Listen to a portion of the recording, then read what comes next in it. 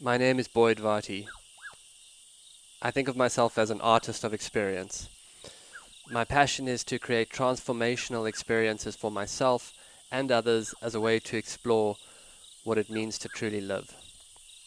My central exploration is to live on what I would call the track of your life. To me, this is to live courageously towards the discovery of what you are called to and to what life asks of you. So much of how I live has been informed by my passion as an animal tracker. I'm following the trail of my own life and reporting back. This show is a daily broadcast from a treehouse on the Londolozi Game Reserve in the wild eastern part of South Africa. Londolozi is a 14,000 hectare wilderness reserve adjacent to the Kruger National Park. The land is home to lion, leopard, rhino, elephant and buffalo, as well as a variety of other animals. I am your host, Boyd Varty. My goal is to spend 40 days and 40 nights alone in the wilderness to explore the archetype of the mystic in nature and hone my skills as a tracker. These are my daily stories. Day 28. Call me crazy. Journal entry.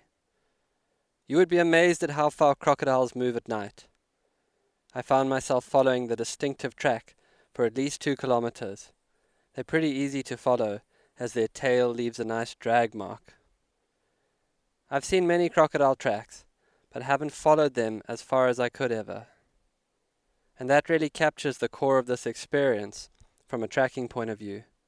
I've spent a lot of time in the bushveld, but in this experience, by nature of the elements and the time and the vicinity and the solitude, I've been taken deeper. I have the will and the mindset to find out where crocodiles go.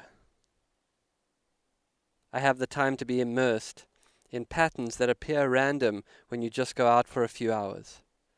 There's a rhythm and a timing to the bird party's movement each day along the riverbank. Certain birds prefer to land in particular trees. It's not just a bird in a tree. There is a preference and an order and an intention. Like the black-headed oriole that likes to come to my tree at mid-morning for caterpillars, and the green wood hoopoes that go down the southern bank from ebony to ebony around 10 a.m. To become attuned to this makes one infinitely more aware as a tracker. It's an understanding of a certain individuality to each creature that can easily get lost if you're just referencing out of guidebooks and manuals.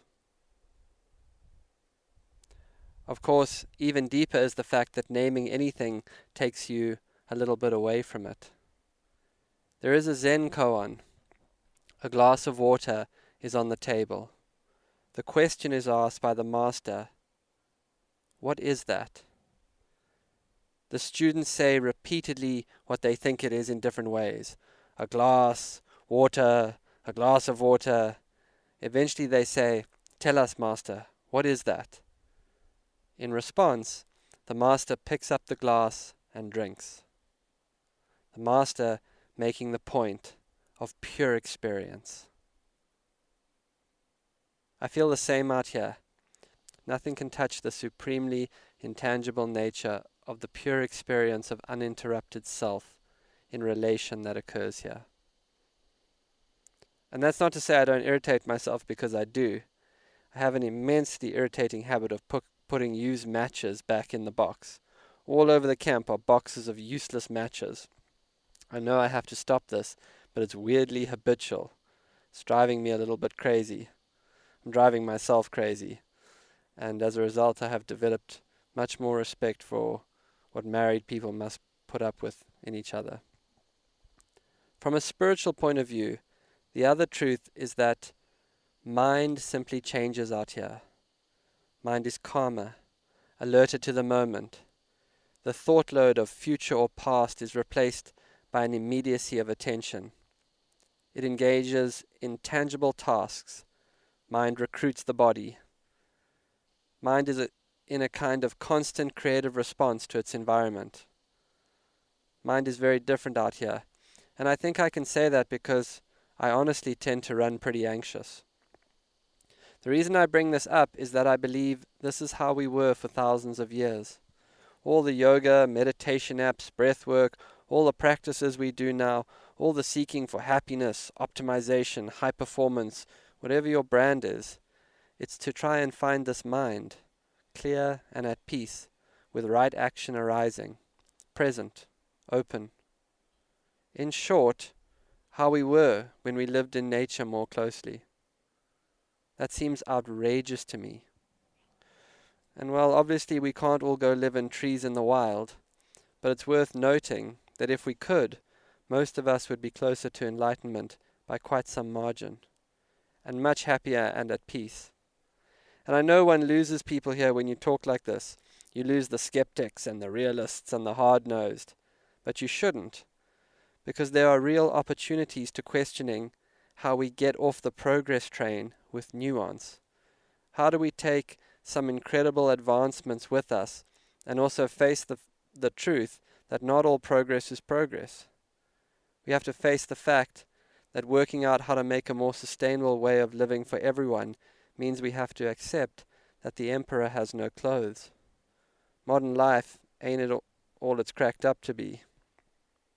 And it's certainly worth some of your capacity to innovate if you have kids, before they're teenagers and looking at you like you're a relic.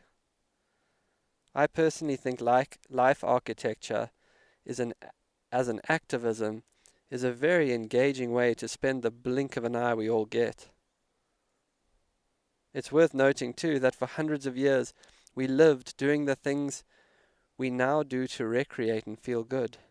Hunting, fishing, weaving, crafting, smoking, ceremony, dance, gratitude, communion. This way was the way of the native people. It's the way people lived for hundreds of years before the vision to manifest destiny. And I know, it's easy for me to become the ramblings of a mad tree man. But it's just so hard to miss the real madness once you're out here.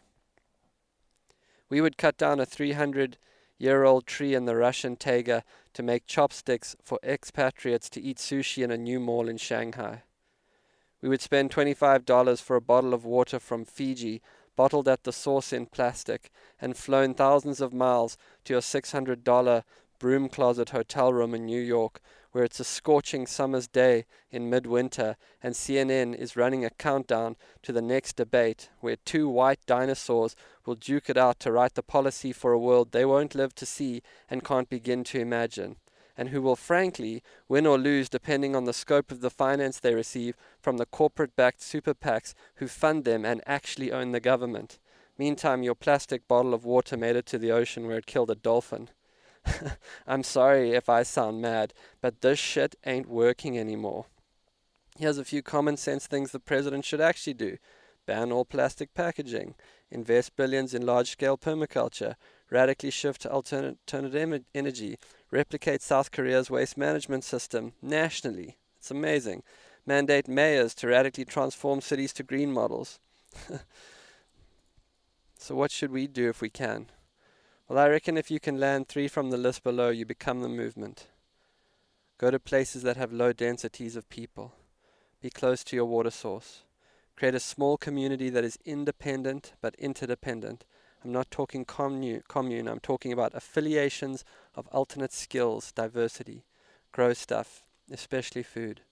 Use modern technology appropriately and blend it with ancient wisdom. Alternate energy and firelight, for example. Create a small autonomous pocket of light that you live in. A model that can be replicated. Can be an apartment, a house, or a huge piece of land. But when people come there, they must enter a different consciousness. You can be the architect of that. Spend lots of time outdoors in nature. Take time each day to be still. Foster relationships with living things, plants, animals, people. Create, imagine, play. If you forgot, work out how to remember. Don't consume too much content. Understand your children will be most focused on what you focus on. Cook together and eat at a table. Create Nohana, a chosen spiritual family.